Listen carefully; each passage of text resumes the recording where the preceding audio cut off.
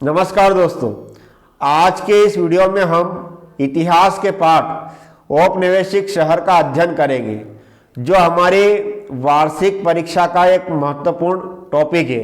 औपनिवेशिक शहर सबसे पहले इस पाठ में आया है कि औपनिवेशिक शहर किसे कहते हैं। तो हमें याद रखना है कि भारत में वे सारे शहर जो यूरोपीय बस्तियों द्वारा या यूरोपीय देशों द्वारा बसाए गए हैं, उन्हें ही हम औपनिवेशिक शहर कहते हैं। जैसे हम सभी को पता है कि भारत में कई यूरोपीय देश के लोग व्यापार करने के लिए आए थे। इसी में से एक प्रश्न और उठाया गया है कि सबसे पहले कौन सा यूरोपीय देश भारत में आया था। तो हमें याद रखना है कि सबसे पहले जो है हमारे देश में पुर्तगाल देश से भारत में आए थे। अब उसके बाद पुर्तगालियों को मालदार होता हुआ देखकर यूरोप के जो अन्य देश थे, जैसे फ्रांसीसी है, अंग्रेज है, हॉलैंड वासी है, यह भी भारत में व्यापार करने के उद्देश्य से, धन कमाने के उद्देश्य से भारत में आए। जैसे इसमें आता है एक प्रश्न और कि उपनिवेशवाद के क्या कारण थे। तो सबसे पहला कारण तो यह कि वे धन कमाने की लालसा थी। दूसरा, अंग्रेजों के बारे में आता है कि अंग्रेज जो है ईसाईयत का प्रचार करना भी चाहते थे भारत में, इसलिए वो आए। तो यहाँ पर हम दो कारण लिखेंगे कि उपनिवेशवाद के क्या कारण थे। तो सबसे पहला कारण तो यही है कि धन कमाने की लालसा, और दूसरा कारण है कि अंग्रेजों द्वारा अपने धर्म का प्रचार प्रसार करना। फिर इसमें यह आता है कि औपनिवेशिक शहरों की स्थापनाएं कैसे हुई। तो हम देखते हैं कि भारत में जो भी यूरोपीय देश आए तो उन्होंने यहाँ पर अपनी अपनी कोठियाँ स्थापित की और फैक्ट्रियाँ स्थापित की। तो सबसे पहले हमें यह जान लेना जरूरी है कि इन चारों देशों के बीच में व्यापार को लेकर मतभेद हुए, आपस में संघर्ष हुए, जिसमें प्रमुख रूप से अंग्रेज जो है वो सफल हुए। बाकी अन्य देशवासियों को धीरे धीरे यह देश छोड़कर जाना पड़ा। तो जब अंग्रेज भारत में यहाँ पर बस गए तो उन्होंने यहाँ पर अपनी कोठियाँ स्थापित की। कोठियाँ स्थापित करने के साथ साथ इन्होंने यहाँ पर किले बनवाए। किले बनवाने के साथ साथ जो है कई फैक्ट्रियाँ स्थापित की। फैक्ट्रियाँ स्थापित तो जिन स्थानों पर उन्होंने फैक्ट्रियाँ स्थापित की थी, तो उन फैक्ट्रियों का माल जो है वो एक स्थान से दूसरा स्थान तक पहुंचाने के लिए उन स्थानों पर उन्होंने रेलवे लाइन बिछाने का काम किया। और उन फैक्ट्रियों के गोदामों में या वहाँ पे जो कंपनियां स्थापित की थी, तो वहाँ पर अंग्रेज अधिकारी और कर्मचारी रहते थे। तो इसलिए उन स्थानों पर आवागमन बढ़ने लगा। फैक्ट्रियों में लोग काम करने के लिए वहाँ पर आते थे, क्योंकि मशीनीकरण के कारण अधिकांश लोग जो है बेरोजगार हो गए थे।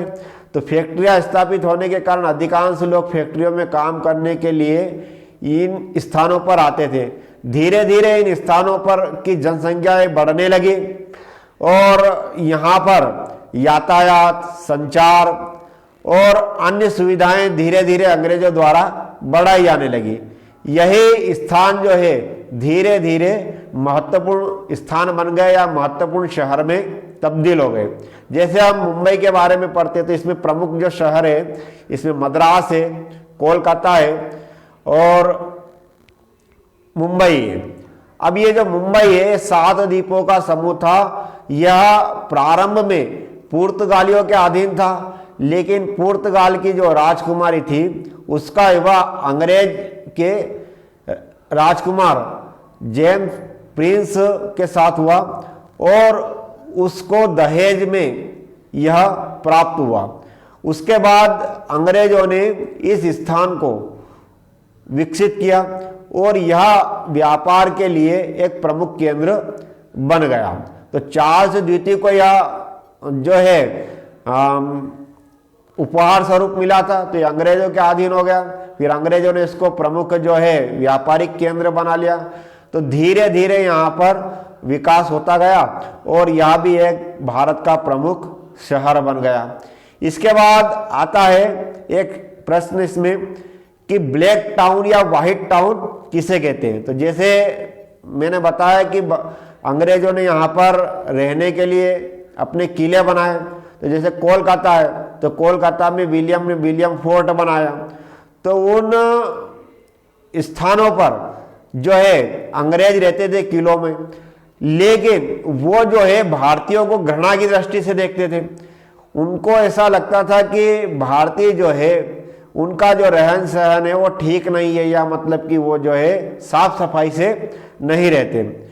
इसलिए उनकी बस्तियां जो है, भारतीय मजदूरों की जो बस्तियां है, जो भारतीय जो थे उनकी बस्तियां जो है वो किलों से थोड़ी बाहर बनवाते थे और उसी स्थान को वो ब्लैक टाउन के नाम से पुकारते थे। और जिन स्थानों पर अंग्रेज रहते थे उन स्थानों को व्हाइट टाउन के नाम से जाना जाता था। अब स्वाभाविक है कि जहाँ अंग्रेज रहते थे तो उन स्थानों की जो है साफ सफाई अधिक होती थी, वहाँ पर सुविधाएं अधिक थी, वहाँ पर जो है कई मतलब कि जो है अच्छे साधन थे, जैसे यातायात के साधन थे, संचार के साधन थे, खेल या मनोरंजन के साधन थे। लेकिन ब्लैक टाउन में जो है इन साधनों की कमी थी। तो ये प्रश्न आएगा कि भाई ब्लैक टाउन और व्हाइट टाउन किसे कहते हैं। तो हमें याद रखना है कि जहाँ पर भारतीय लोग रहते थे किलों के बाहर या भारतीय लोगों की बस्तियों को ब्लैक टाउन कहा जाता था, और अंग्रेज जिस स्थानों पर रहते थे उन स्थानों को व्हाइट टाउन के नाम से जाना जाता था। इसके बाद जो है दूसरा इसमें प्रमुख प्रश्न जो है वो आता है कि हिल स्टेशनों की स्थापनाएं क्यों की गई, या हिल स्टेशन की स्थापना का उद्देश्य क्या था। तो हम जो है अंग्रेज जो है उन्होंने दुश्मनों पर निगरानी रखने के लिए पहाड़ी स्थानों पर जो है सैनिकों की छावनियां स्थापित की थी। फिर कुछ समय बाद अंग्रेजों को लगा कि यह जो पहाड़ी स्थान है वह तो यूरोपीय जलवायु से मिलते जुलते हैं, तो उन्होंने उन स्थानों पर क्या है अपने आवास बना लिए। धीरे धीरे वहां उनके परिवार आकर बसने लगे और फिर उन्होंने देखा कि इसके आसपास के क्षेत्रों का डेवलप करना चाहिए, तो उन्होंने वहाँ चाय के बागान स्थापित किए। अब चाय के बागान जब उन्होंने लगाए तो उन्हें मजदूरों की आवश्यकता लगी और मजदूरों को बुलाया गया। तो मजदूर जो थे वो वहाँ पर काम करने के उद्देश्य से आए थे, धीरे धीरे वहीं आकर बस गए। जैसे तो ये कुछ हिल स्टेशन जो है उसमें दार्जिलिंग, असम, शिमला ये प्रमुख थे। तो इस प्रकार से हिल स्टेशन की स्थापना का उद्देश्य शत्रु ऊपर निगरानी के लिए था, लेकिन बाद में धीरे धीरे ये यूरोपीय लोगों ने इसको अपनी बस्ती बना लिया, मतलब कि यहाँ स्वास्थ्य की दृष्टि से उन स्थानों पर रहने लगे। चूँकि वीडियो लंबा ना हो जाए इसलिए अगले वीडियो में शेष प्रश्नों को हम देखेंगे।